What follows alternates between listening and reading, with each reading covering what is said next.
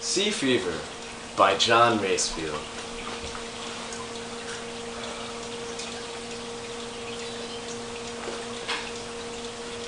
I must go down to the seas again, to the lonely sea and sky, and all I ask is a tall ship and a star to steer her by. And the wheels kick and the wind song, and the white sails shaking, and a gray mist on the sea's face, and a gray dawn breaking. I must go down to the seas again, for the call of the running tide is a wild call and a clear call that may not be denied. And all I ask is a windy day, with the white clouds flying, and the flung spray and the blown spume, and the seagulls crying.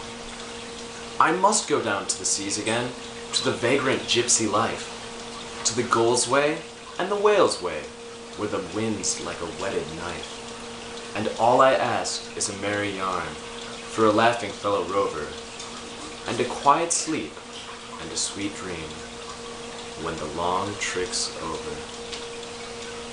Sea Fever by John Masefield. Wow, this poem is deep. The speaker wants to go back to the sea. He has fond memories there. The man is older now, and he wishes to go back to the life he used to have. That is what it's about, man. It's pretty deep stuff. The theme is wanderlust. What does wanderlust mean? Actually, wanderlust is when the speaker has a very strong desire to wander and return back to, well, in this particular situation, return back to his previous parts in his life, so he can again wander the areas that he so much loved. Yeah. In each stanza, the first line rhymes with the second to form a couplet. Personification occurs when he refers to The lonely sea and the sky, and the call of the running tide. Speaking of personification, The wind's song is another example. The line and a gray mist on the sea's face. is a nice way to show personification too. some people may interpret the poem as a metaphor for the journey of life and the challenges it poses. Were you saying something? Yeah. This guy really wants to go home. I'm coming home, I'm coming home. Tell the world I'm coming home. The last line of the poem may be taken figuratively or literally. When he refers to Quiet sleep, sweet dream, and the long trick's over. all refer to death. No, it is. Yes.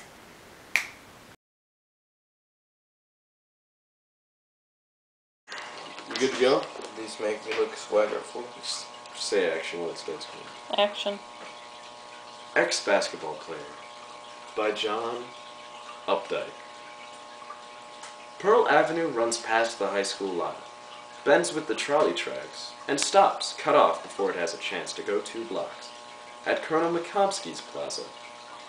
Berth's garage is on the corner facing west, and there most days you'll find Flick Webb, who helps Berth out. Flick stands tall among the idiot pumps, 5 on a side, the old bubblehead style, their rubber elbows hanging loose and low. One's nostrils are 2 S's, and his eyes an E and an O. And one is squat, without a head at all, more of a football type. Once Flick played for the high school team, the Wizards. He was good. In fact, the best. In '46, he bucketed 390 points, a county record still. The ball loved Flick. I saw him rack up 38 or 40 in one home game. His hands were like wild birds. He never learned a trade. He just sells gas, checks oils, and chains flats. Once in a while, as a gag, he dribbles an inner tube, but most of us remember anyway. His hands are fine and nervous on the lug wrench, It makes no difference to the lug wrench, though. Off work, he hangs around May's luncheonette. Grease-gray and kind of coiled. He plays pinball, smokes thin cigars, and nurses lemon phosphates. Flick seldom says a word to May, just nods. Beyond her face, towards bright, applauding tears of Necker wafers, nibs, and jujubes. Ex-basketball player by John Updike. He said Updike. It's a shooting.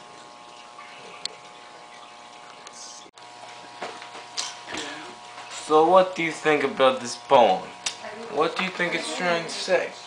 Well, Flick Webb works at a gas station as a mechanic and used to be a star basketball player and still holds the school record. And somehow, Flick ended up and not pursuing his potential or his dreams. When the poem refers to Flick stands tall among the idiot pumps, it clearly shows he could have done much more with his life than just working at Bert's garage. Come on, don't hold back. Say what you need to say. The simile in the poem, his hands were like birds, shows how good he really was at basketball. The ball loved Flick was a great way to personify how Flick and the ball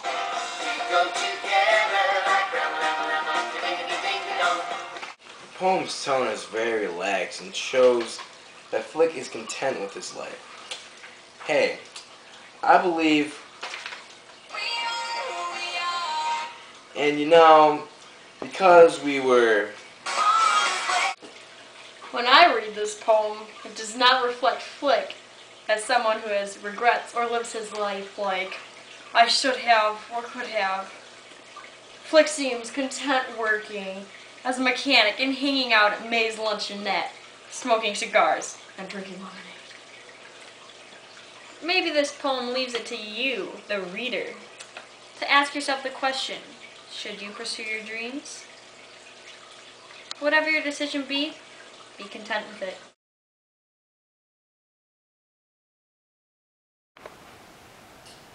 It's not for laws I've broken, that bitter tears I've wept, with solemn vows I've spoken, and promises unkept.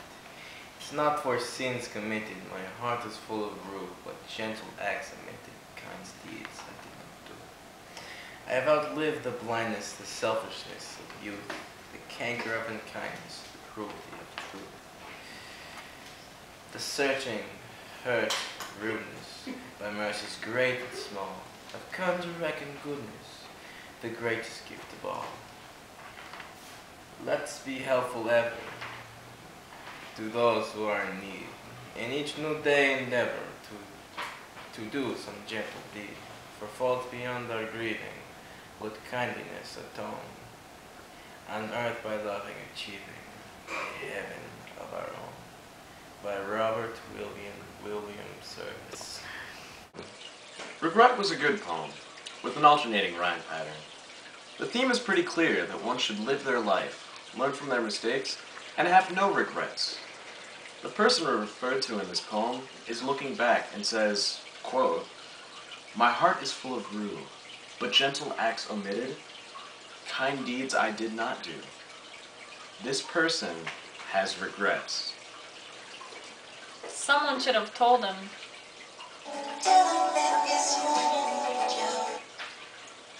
Everyone at one point in their life has been selfish, blind, cruel, or hurt someone's feelings. Yeah, I think we've all been that way once or twice.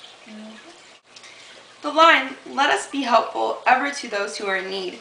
You will regret it if you do not," shows that a person has the power to make the right choice and to do the right thing. Well, apparently, this person lived their life.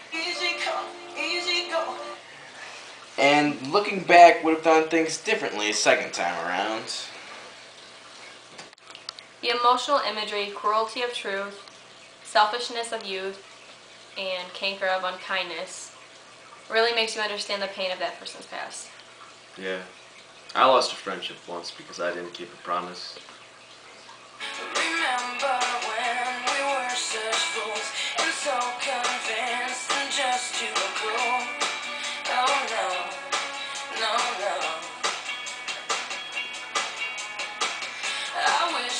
could touch you again. I wish I could still call you a friend. I'd give anything. I think we can all relate to this poem one way or another.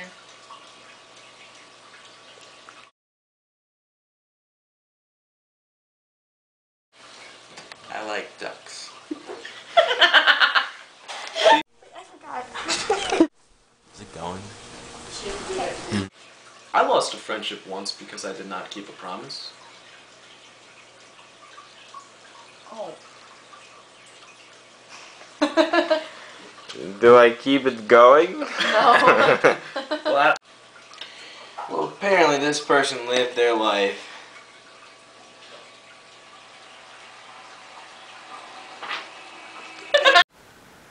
Speaking of personification, The Wind's Song. oh, I forgot to lip sync on that one. Speaking of personification, The Wind's Song. speaking of personification, or What? speaking of personification, No. speaking of personification, The Wind's Song. is another. It's like It's like another. We're not doing that part. Crap. speaking of personification. The Wind's Song. Do I You say it's another. Speaking of personification, or no, I said Hey, I believe, and you know, because we were. You just keep going. Yeah.